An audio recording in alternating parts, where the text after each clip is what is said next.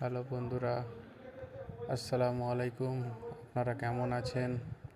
আমি আজকে একটি রেসিপি বানাতে চলেছি, চিকেন আলু কষা। আপনারা দেখতে থাকুন। এটা কেমন হয়েছে না আপনারা কমেন্ট করে জানাবেন। আজকে লাল লাল ঝাল ঝাল চিকেন কষা আমরা বানাতে চলেছি।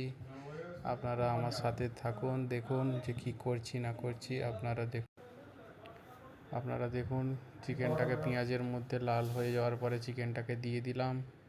বেশ করে চিকেনের ভালোভাবে গ্যাসটা মেরে নিতে হবে।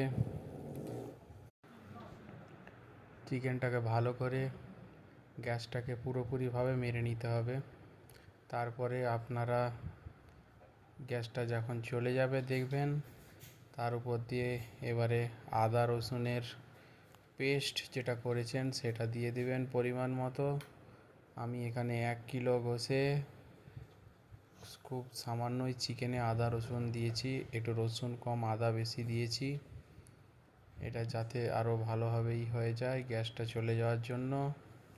এতে ভালো করে একটু নেড়ে নিয়ে আপনারা ভালোভাবে আদা রসুনের গ্যাসটাকে আরও ভালোভাবেই ম্যারিনেট করে মিক্স করে গ্যাসটা ছেড়ে নেওয়ারে এবার লঙ্কা টমেটো কুচি দিয়ে আপনারা ঝাল পরিমাণ অনুযায়ী, আমরা ঝাল খেতে পছন্দ করি তার জন্য আমরা কাঁচা লঙ্কা এখানে অ্যাড করেছি, টমেটো অ্যাড করেছি, আর সামান্য এবারে মশলাটা দিতে থাকলাম আমরা।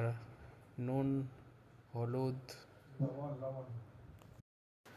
আপনারা যেমন ঝাল খেতে পছন্দ করেন সেই হিসাবে আপনারা ঝাল দিবেন। আমি তো এখানে 1 কিলো গোশে 2 চামচ লঙ্কা, 1 চামচ হলুদ গুঁড়ো, জিরে গুঁড়ো দিয়েছি 2 চামচ। ভালোভাবে কষে নেবো এবারে মশলাটাকে। দেখতে থাকুন বন্ধুরা, টমেটোটা ভালো হালকা হালকাভাবে গলে গিয়েছে। এবার কষতেই থাকবেন আপনারা। যখন দেখবেন যে মাংস থেকে তেল ছাড়তে শুরু করেছে, তখন আপনারা দেখবেন সেই পরিমাণে আপনারা